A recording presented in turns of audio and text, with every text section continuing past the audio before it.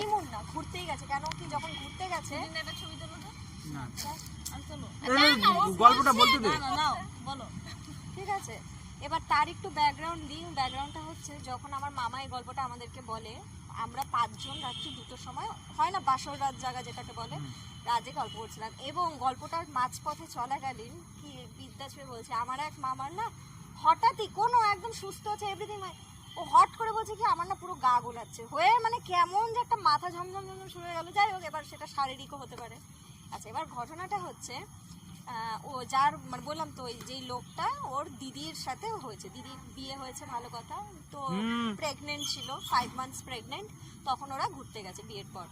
এবার ঘুরতে ঠিক যায়নি, গেছে হচ্ছে মানে দিদির যে বর মানে ছেলেটার জামাইবাবু হয় তার বাবার পিণ্ডদান করতে গেছে। ঠিক আছে, কোথায় গয়া? না না পুরীতেই গেছে। ঠিক আছে, গেছে, ভালো কথা। না না গয়া গেছে, আমি ভুল বললাম, সরি। পিণ্ডদান ওখানে গয়া হয়। গয়া, হ্যাঁ হ্যাঁ গয়াতে গেছে। ঠিক আছে, এবার শোন, গেছে।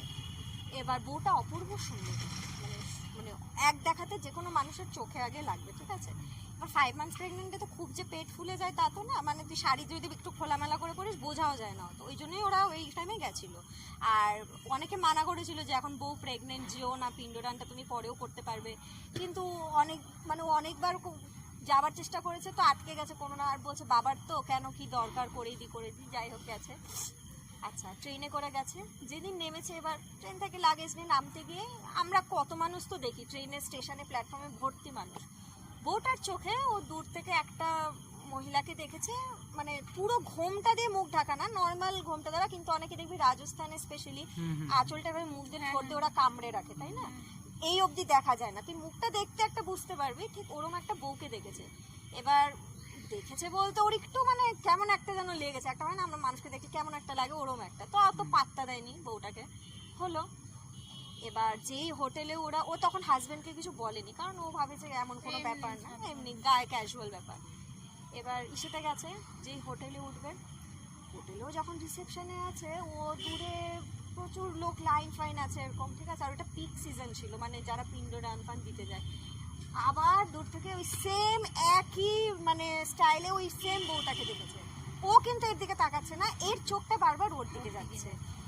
এর তখন লাগলো আরে এই মানে বারবার উনি কেন আমার চোখের সামনে, আর একই এরকম, তাহলে কি উনি আমাকে, ও ভাবছে এবার ফলো করছে, ছিচকে চোট্টোর হয় অনেক সময় অনেকে। ঠিক আছে, এগুলো ভাবছে ও। আরও সোনা গয়না টয়না একটু সামলিয়ে ব্যাগ ট্যাগগুলো রাখলো, ভালো। ওরা রুমে চেক ইন করলো নর্মাল, বিকেলবেলা এসে সব ঠিক আছে, কোনো ভুতুরে কিছু ব্যাপার না, সব নর্মাল, সব ঠিক। বিকেলবেলা ওর হঠাৎ করে জল পিপাসা পায়। বউটার প্রেগনেন্ট ছিল, প্রেগনেন্সি টাইমে দেখবি জল পিপাসাটা আরও বেশি পায়, জল পিপাসা পায়। এবার রুমে ছিল নর্মাল জল, তো বরকে বলছে কি তুমি একটু বাইরে গিয়ে ঠান্ডা জল নিয়ে আসো না, বা রিসেপশনে বলো, রিসেপশনে বললো নিয়ে আসে। ফোন করেছে, ফোনও যাচ্ছে না মানে রিং হয়ে যাচ্ছে, কেউ ওঠাচ্ছে না। তো বর বললো তাহলে তুমি রুমে থাকো, আমি গিয়ে। এবার হচ্ছে জল, তো বরকে বললো যে তুমি তাহলে রিসেপশনে গিয়ে একটু জলটা বলে আসো। তো বর গেছে। এবার হোটেলে কিছু কিছু দেখবি লক সিস্টেম, ওই তালা ফালা হয় না, এমনি এরম করলে লক হয়ে যায় বাইরে থেকে, আবার এরম করলে খুলে যায়। তো বরটা এমনি করে লক করে চলে গেছে। তো বউটা বাথরুমে ঢুকেছে, বাথরুমে ঢুকে ফ্রেশ হচ্ছে, এসে হচ্ছে। এবার ও আর বাথরুমের দরজাটাও ও লক করেনি, জাস্ট আবজিয়ে রেখেছে, কারণ ঘরে তো একাই। এবার ও যখন ফ্রেশ হচ্ছে, চুল আসছে, ওরা ফ্রেশ, যাই হোক, ও হট করে ওই লকটা যখন ঘর পুরো শান্ত, এবার কেউ যদি টক করে লকটা খুলে কিন্তু আওয়াজ পাবে, একদমই পাওয়া যাবে, ও আওয়াজটা পেয়েছে। ভেবেছে বর এসছে, ও আর কিছু বলেনি, হলো। এবার ও বাথরুম থেকে বেরিয়েছে, দেখেছে 1 বোতল জল টেবিলে রাখা। তো ভাবলো আরে ও গেল কোথায়, মানে জল রেখে আবার কোথায় যাবে, ভাবলো হয়তো আবার গেছে টাছে, স্মোক করতে গেছে বা কিছু, হয়তো বাইরে গেছে। আর দরজাটা কিন্তু আবজানো, আবজানো মানে যেমনভাবে ও বর রেখে গেছিলো ওভাবেই দরজা। 5 মিনিট পর ওর বর 2টো জলের বোতল নিয়ে ঢুকলো, বলছে কি তোমাকে জল কে দিয়ে গেল, কে দিয়ে, বউ বলছে ফাতরামো মারছো তুমি আমার সাথে, ইয়ার কি করছো, জল রেখে নিজে গেছে। বলছে যে আমি জল রেখে কেন যাবো, তাহলে আমি রেখে গেলেই বা 2 বোতল জল কেন আনতাম। তখন বলছে যে তাহলে রিসেপশন দিয়ে গেছো কি, রিসেপশন থেকে, বলছে দাঁড়াও আমি চেক করি, তুমি আগে থেকে খেও না। এবার রিসেপশনে গেল, রিসেপশনে বললো যে আপনারা কি কেউ দিয়ে গেছেন, বলছে না আমরা তো কেউ দিইনি, আমরা একবার জিজ্ঞেস করে দেখছি কেউ যদি গিয়ে দিয়ে থাকে। জিজ্ঞেস করলো, কেউ দেয়নি। তো এরা আর অত রাত হয়ে গেছিলো, অত গুরুত্ব দেয় না, আরে 1 বোতল জলই তো কি আর হবে, খেয়েই যা হয় আর কি। আর জলটা সিল করাই ছিল, সিলও খোলা ছিল। তো জল খেয়েছে, ভালো কথা জল খেয়েছে, ওই জলটা খেয়েছে, হ্যাঁ ওই জলটাই খেয়েছে, মানে যেটা ওর বড় হ্যাঁ হ্যাঁ হ্যাঁ বড় খেয়েছে কিন্তু বউটা আর কি খেয়েছে। এবার পরদিন সকালে হচ্ছে ওরা ওই পিণ্ডদান করতে যাওয়া ছিল। এবার গয়ার তো নিয়ম হচ্ছে দেখবি এক একটা গেটে লাইন করে, মানে পিণ্ডদান করতে তো প্রচুর লোক আসে, লাইন করে আর কি, ঠিক আছে, যে আর কাছে যেই পুরোহিত আসবে কপালে তারকে দিয়ে তুমি পুজো পাঠ করে পিণ্ডদানটা করবে। এরাও লাইনে দাঁড়িয়েছে এবং যখন লাইনে দাঁড়িয়েছে তখনও কিন্তু ওর চোখে ওই বউটা আবার সেম, মানে এই লাইন তো ভাব পাশের গেটের লাইনেই ও দেখতে পেরেছে ওই বউটা দাঁড়িয়ে আছে, একদম সেম ওয়েতে, সেম শাড়ি, সেম ওয়ে, একদম যেমন দেখেছিল প্রথম দিন প্ল্যাটফর্ম, একদম ওরম। এ তখন ওর ইসেকে বলছে, বরকে তখন কি বলছে কি, শোনো না একটা কথা, এরকম আমি না দেখো এভাবে আর চোখে দেখালো, সেই প্রথম দিন থেকে দেখছি আমার না ভালো লাগছে না। সে হ্যাঁ তুমি বেশি ভাবো, যা বলে ছেলেরা, তুমি বেশি ভাবো, তোমার মন ওরকম সব কিছু না, যাই হোক নিজের একটু গয়না টয়না সামলে রেখো, ছিচকে ছোট ছোট তো থাকে এখানে। হ্যাঁ কিন্তু তাও আর কি আমার মনটা খুঁতখুত করছে, খুঁতখুত করছে, ঠিক আছে, আধা পথ থেকেই শোন খুঁতখুত করছে বলেছে, অত পাত্তা দেয়নি। এবার ওরা ঢুকেছে গেট দিয়ে ভেতরে, পুরোহিতকে যা পিণ্ড এটা দেওয়া সব কিছু হয়েছে টয়েছে। হওয়ার পর যখন গয়াতে পিণ্ডদান, মানে এটা সবটাই শোনা কথা, আমি তো কখনো জানি ভগবানগঞ্জ যেত না, দেখবি ওদের কাছে না মানে যার নামে পিণ্ডদান হচ্ছে নামগুলো পরপর লিস্টে লেখা থাকে, মানে এক একটা হচ্ছে ওরা কাটছে। এদেরও হয়েছে, বিয়ে টিয়ে বেরিয়ে এসছে, বেরিয়ে গিয়ে হোটেলে গেছে। এবার হোটেলে হচ্ছে বরটার কাছে ফোন এসছে ওই পুরোহিতটা ফোন করেছে বিকেলে, ফোন করে বলছে যে আপনারা ইমিডিয়েটলি যেখানেই যেই হোটেলে থাকুন না কেন আমার সাথে দেখা করুন, অ্যাড্রেস দিয়ে দিয়েছে, ওখানেরই একটা অ্যাড্রেস দিয়েছে, বলছে ইমিডিয়েটলি দেখা করুন। একটু ভয় পেয়ে গেছে, কেন কি হলো, কিছু অসুবিধা বলে, আগে আপনি দেখা করুন আমি তারপর বলছি। ভালো কথা, গেছে দেখা করতে, দেখা করে এবার পুরোহিতটা বলছে যে আপনারা কবে এসছেন, বললো অমুক পরশু এসছি। বলছে আপনি কি প্রেগনেন্ট, বলছে হ্যাঁ। বলছে এই অবস্থা আপনি কেন এসেছেন, বলছে কেন এসছি মানে সেরকম তো ডাক্তার কিছু বলেনি, বলেছে আপনি যেতে টেতে পারবেন, আর আমরা তো ট্রেনে এসছি, লাগেজও সেরকম কিছু নেই। বলছে আপনার তো মানে বাচ্চাকে বাঁচতেই দেবে না ও, একদম এই কথাটাই। তখন এরা ভয় পেয়ে গেছে, গায়ে কাটা দিচ্ছে, বলছে মানে তখন ও সবটা বললো যে যখন পিণ্ডদান হয় না, মানে যে পিণ্ডদান করে সে নাকি দেখবি ওই পাতার মানে যেই সেটা আর কি যে ভাষায় জলে যে পুরোহিতটা করছে সে হচ্ছে মানে দেখতে পায় যে সেটা 7টা স্টেপ যাচ্ছে, তারপরে গিয়ে সেই পিণ্ডটাকে আমরা সম্পূর্ণ মানি যে সেটা ভগবানের কাছে আর কি পৌঁছবে, সেটা 7টা স্টেপ যায়, তারপর সেটা পুরোহিতরা মানে ওটা দেখতে পায়, এটা শুধু ওরাই দেখতে পায়। এই পুরোহিতটা বলছে যে আপনাদের 3টে স্টেপ গিয়ে সেটা ফেরত এসছে। আবার আমার পুরো গায়ে কাঁথা দিচ্ছে, মানে ওর যে দাদুর মানে সরি ছেলেটার যে বাবার পিণ্ডটা দান করেছে সেটা 3টে স্টেপ গিয়ে আবার ফেরত এসছে।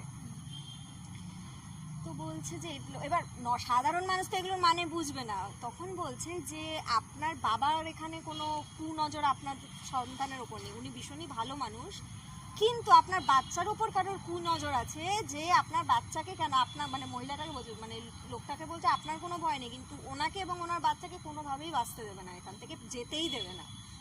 এবার একে জিজ্ঞেস করছে আপনি কি কোনো আনইউজুয়াল কিছু দেখেছেন যা হয় আর কি, বা কিছু খেয়েছেন, না হলে তো এটা সম্ভব না যে এতটা মানে একটা এবার হ্যাঁ হ্যাঁ এর মনে করতে পারছে না। তখন বললো যে হ্যাঁ এরকম জলের ব্যাপারটা সবটা বললো। তখন পুরোটা বললো যে এটা তো উচিত হয়নি খাওয়া, আর মানে তখন উনি বললেন যে জলটা আপনার রুমে এসে দিয়েছে যে এর মানে সে জানে আপনি কোথায় থাকেন, সে যখন আপনার রুমে এসে জলটা দিয়েছে মানে ও জানে খুব ভালো করে আপনি কোথায় থাকেন, এবং আপনি যেখানে চলে যান, আপনি এই হোটেল ছেড়ে অন্য হোটেলেও যান, ও ঠিক আপনাকে খুঁজে বের করবে, ও কিছুতেই ছাড়বেই না, আপনি ওনার নজরে পুরো বসে গেছেন, এবং সেই কারণেই আপনি বারবার ওকে দেখতেও পাচ্ছেন, অন্য কেউ কিন্তু দেখতে পাচ্ছে না, আপনি দেখতে পাচ্ছেন, আপনার সাথে আপনার হাজব্যান্ডও আছে, হাজব্যান্ডের চোখে পড়ছে না, আপনারই চোখে বারবার পড়ছে। এবার ও বলছে তাহলে আমার এখন কি করণীয়, তখন বলছে যে এখন আপাতত আপনি হোটেল বা রিসেপশনে কাউকে কিছু জানানোর দরকার নেই, আপনি কোনোভাবে আমার মানে পুরোহিতটা যেখানে থাকে ওটা ঠাকুরের ঘরটা, বলছে আপনি এখানে চলে আসুন, কষ্টসিষ্ট করে রাতটুকুন কাটিয়ে নিন, পরদিনই ওদের ট্রেন ছিল, পরদিন আপনি একবার এখান থেকে চলে গেলে আপনার আর কোনো বিপদ হবে না, যতক্ষণ এখানে আছেন ততক্ষণ আপনার কিন্তু বিপদ মানে একদম পদে পদে। তো ওরা বলছে তাহলে কি আমরা এখন চলে আসবো রিসেপশনে টাকা পেমেন্ট করে, বলছে কাউকে কিছু জানাতে হবে না, এমনি পেমেন্ট করে বলুন যে আমরা একটু বাইরে হাঁটতে যাচ্ছি, লাগেজ নিয়ে বেরিয়ে চলে আসুন, বললো আর ইমিডিয়েটলি মানে তাড়াতাড়ি করুন, আর কাউকে কিছু বুঝতেও দেবেন না। বললো ঠিক আছে। এরা হন্তদন্ত হোটেলে গেল, হোটেলে গিয়ে দেখছে রুম খোলা, রুমে লক খোলা। আবার একই ব্যাপার, কে খুললো রিসেপশন ডাকলো, কারণ একটা হোটেল এরকম হওয়া মানে কি তোর ম্যানেজমেন্টের ওপর ইসে দায় পড়ে যাবে না। রিসেপশনের লোকজনকে ডাকলো, ওরা সিসিটিভি ফুটেজ চেক করলো, কিছুই পাচ্ছে না কে খুলেছে। তো এরা তো বুঝতে পেরেছে হাজব্যান্ড ওয়াইফ যে কে হতে পারে বা কী ব্যাপার। এবার এরা তখন রেডি হচ্ছে ইন দ্য সেন্স কি জিনিসপত্র গোছাচ্ছে। বউটা বাথরুমে গেছে, বাথরুমে গিয়ে চিৎকার দিয়ে ওখানে ফিট হয়ে পড়ে গেছে। ইমিডিয়েটলি লোকটা এবার ওই পুরোহিতকে ফোন করে বলছে যে আমরা আপনার কাছে যাব, এটা তো অনেক দূরের কথা, আপনি আগে এখানে আসুন, মানে আমার বউকে আমি নেবো কি করে এই অবস্থায়, আপনি সেটা আগে এসে রক্ষা করে দিন আমাকে। তো পুরোহিতকে গাড়ি পাঠিয়েছে, সে এসে এবার রুমে ঢুকলো, ঢুকে বাথরুমে গিয়ে দেখছে আমরা চুল আশ্রয় যে চুল আশ্রয় দেখি চিরুনিতে চুল লেগে থাকে, অনেক সময় থাকেই, সেই চুলটা এক গোছা পোড়া অবস্থায়, পুরো পুড়ে আছে চুলটা, এবং পুড়ে গেলে দেখবি আঠাটা কেমন হয়ে যায় না, ছাই ওরম একটা জায়গায় রাখা আছে। ঠিক আছে, ও তখন বললো পুরোহিতটা যে ওই আপনাদের ঘরে এসছিল এবং এই চুলটা নিয়ে আর কি যা কালা জাদু বল বা ওই যে কুনজর বা যাই হোক কিছু একটা করে গেছে। এবার এবার হাজব্যান্ড ওয়াইফ দুজনকে বলছে যে আপনাদের কি জন্মছক আপনাদের কাছে আছে বা কিছু, যে আমি মানে ইমিডিয়েট কিছু যদি রেমেডি করতে পারি। বলছে না, এগুলো তো হাতের সামনে কেউ তো নিয়ে ঘোরে না, কিছুই নেই। বলছে অ্যাটলিস্ট ডেট অফ বার্থ তার মানে কোন সময় জন্ম হয়েছেন সেটা জানেন? বলছে হ্যাঁ সেটা জানি। তো সেটা যখন দিয়েছে তো উনি যা ক্যালকুলেট করার করলো করে টোরে তখন বলল যে ও এসছিল আপনার ক্ষতি করতেই, কিন্তু মানে বলে না ভগবান একদিক থেকে যখন সমস্যা দেয় আরেক দিকে ঠিক বাঁচিয়ে রাখে। বলছে আপনাদের দুজনের ওপর মানে ছেলেটার যে বাবা মারা গেছে ওনার চরম আশীর্বাদ, মানে গুরু আশীর্বাদটা খুব স্ট্রং, সেই কারণে আপনার কিছু করতে পারবে না, করার চেষ্টা আপ্রাণ করবে। এই যেমন চুল পোড়ানো বল, জল দিয়ে ইসে করা বল, সব কিছু আপ্রাণ চেষ্টা করবে, কিন্তু করতে পারবে না বা পারেও নি আজকে করতে। বললো ভয়ের কোনো কারণ নেই। তারপর যা একটু ইসে করা করলো, তারপর দুজনকে নিয়ে চলে গেল বলতে ওই পুরোহিতের কাছেই ওই রাতটুকুন রেখেছে, ওদেরকে আর হোটেলে থাকতে দেয়নি। এবং তারপরে হচ্ছে পুরো এবার মহিলাটা আর কি জিজ্ঞেস করলো যে এরকম কেন, আমার সাথেই কেন, মানে আমি তো কারোর কিছু ক্ষতি করিনি, কেন তা অবস্থা? তখন বলছে এটা ক্ষতির ব্যাপার না, অনেক মহিলা থাকে যাদের বাচ্চা হয় না বা এরকম অনেক কিছু, তো ওদের নজর লেগে যায় না যে কারোর বাচ্চা হলে এটা হয় না, মানে এটা শোন তুই, ভূত না, চুপ কর। এই হলো ওটা ভূতেরও অধম, পিশাচিনি ওই। হ্যাঁ, এবার ওদেরকে নিয়ে গিয়ে এবার সকাল, এদের নাম্বার তো ছিলই, তো ওদেরকে ট্রেনে, আর পুরোহিতটা খুব মানে একটা হয় না দেখবে কিছু কিছু ক্লায়েন্টের সাথে একটা অ্যাটাচমেন্ট হয়ে যায় যে না আমি ওর ভালোই চাই, তো উনি নিজের হাতে পরদিন সকালে ওদেরকে ট্রেনে তুলতে গেছে, ভালো কথা। পরে এই পুরোহিতটা দুদিন পর ওদেরকে ফোন করে বলছে যে আপনার মনে আছে এরম যে হলো দুদিন আগে আপনাদের সাথে? বলে হ্যাঁ, কেন, কি ব্যাপার? বলছে আপনারা যাওয়ার ঠিক যেদিন গেলেন সেই দিনই একটা বিশাল আকৃতির ষাঁড় গরু আর কি, যেটা আমরা বলি ষাঁড় গরু শ্মশানে মরে পড়েছিল এবং পেটটা পুরো মানে চিড়ে ফাঁকা। ষাঁড় গরু মরতেই পারে, কিন্তু মানে সেটা বয়স হলে বা এমনি হঠাৎ একটা ষাঁড় গরু শ্মশানে পড়ে থাকবে কেন?